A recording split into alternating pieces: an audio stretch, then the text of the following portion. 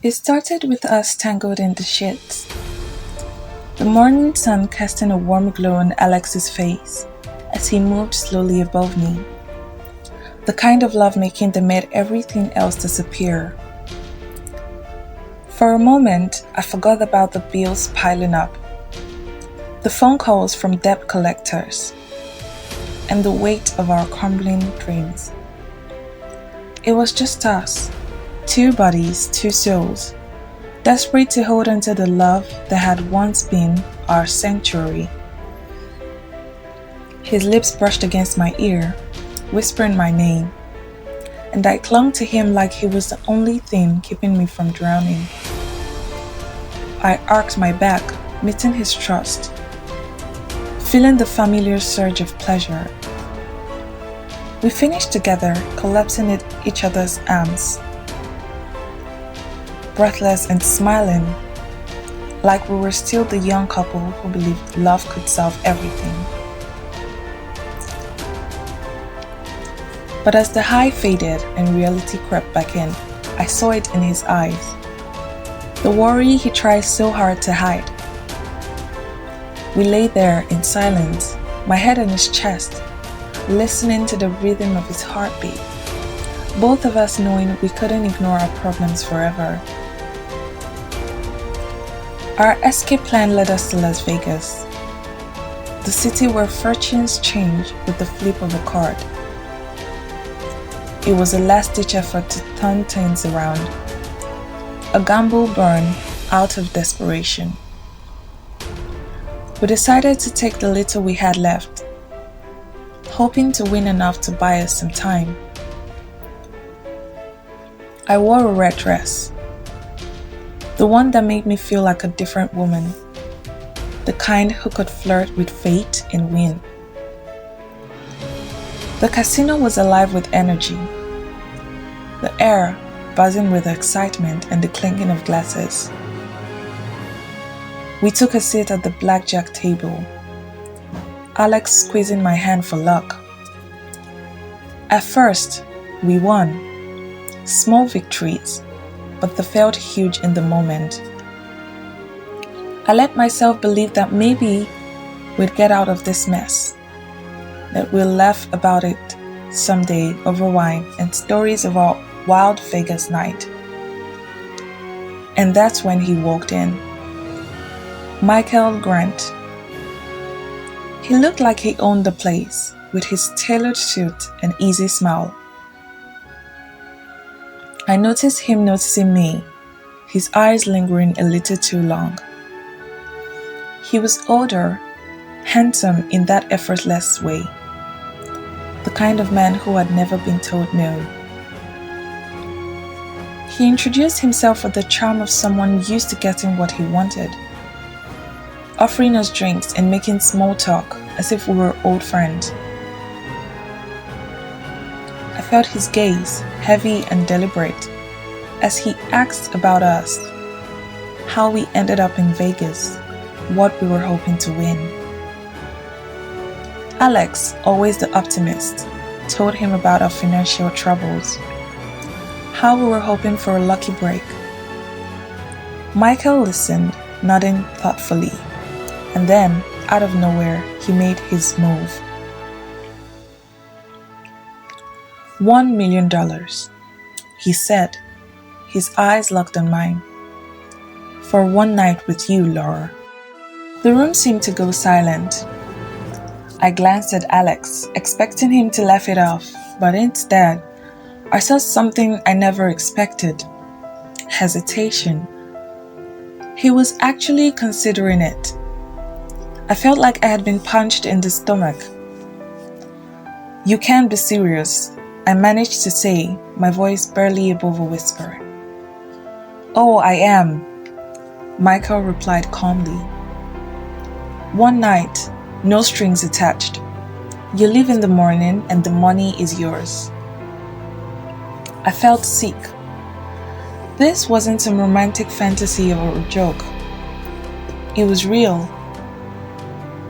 And the worst part was, I could see Alex weighing it, calculating what we could do with that money, our debts, our mortgage, everything we were struggling with could disappear overnight.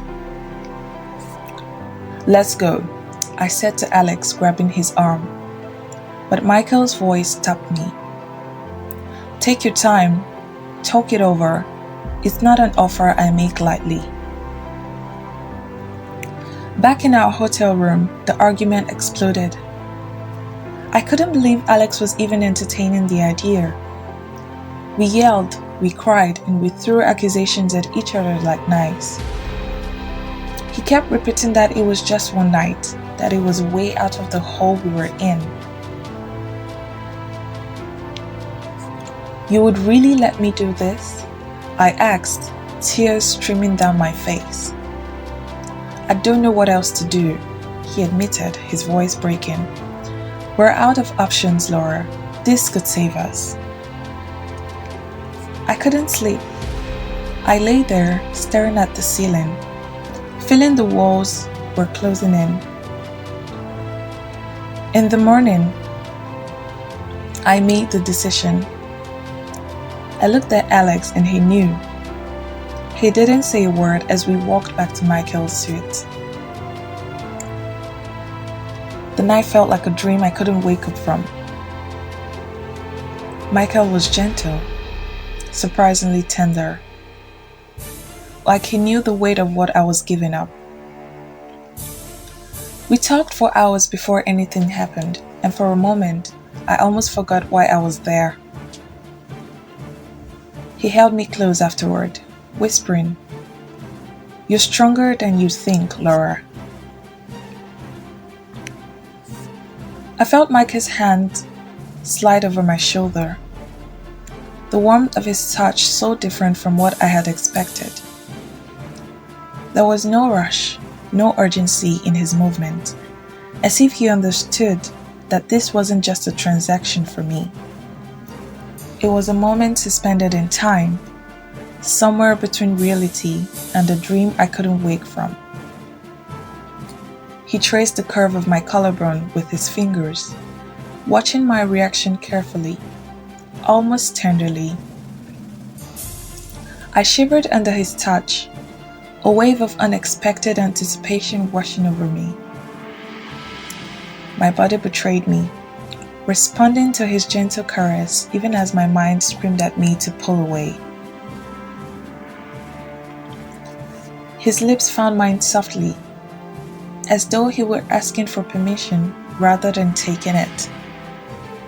It was gentle, almost hesitant, as if he were testing the boundaries of what this night could be. I kissed him back, surprising myself with the intensity of it. His hands slid down my back, pulling me closer, and I felt the hardness of his chest against mine. He tasted like champagne and something darker, something forbidden.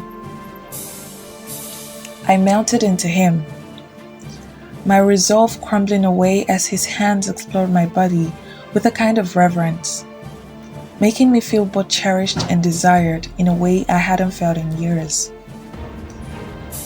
The air between us was thick with tension, every touch igniting a spark that spread like wildfire through my veins. He undressed me slowly, taking his time, as if he wanted to memorize every inch of me. He laid me down on the bed, the soft sheets cool against my skin. He kissed my neck, my shoulders, trailing his lips down my body in a way that left me breathless. When he finally moved over me, he paused, looking into my eyes with a sincerity I didn't expect. For a moment, it felt like there was no money, no deal, just two people lost in each other. He entered me slowly, and I gasped, a mix of pleasure and pain swirling inside me. He moved in a steady rhythm, his eyes locked on mine, and for that fleeting moment, it felt like he was making love to me, not buying me. I closed my eyes, letting myself feel everything, letting myself drown in a night I would never forget. When I left the suite in the morning, the money was already transferred. $1 million sitting in our account, but it felt like blood money. I went back to Alex and we paid off the debts, bought ourselves time.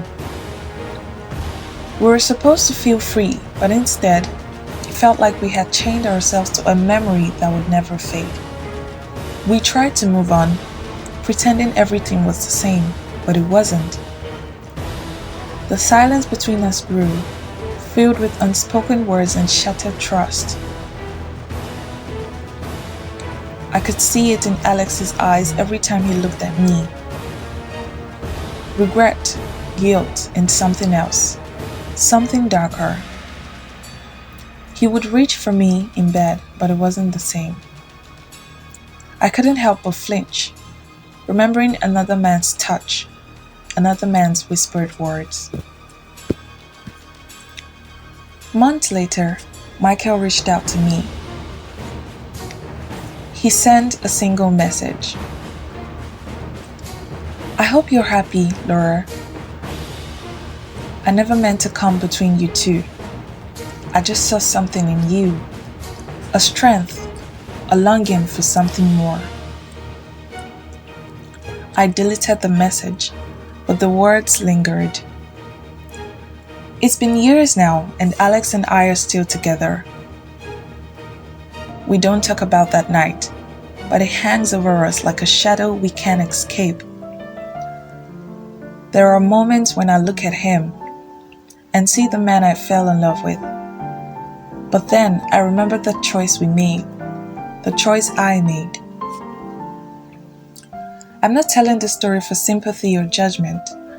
I'm telling it because sometimes life gives us impossible choices. And sometimes the hardest part isn't making the decision, it's living it with it every day after.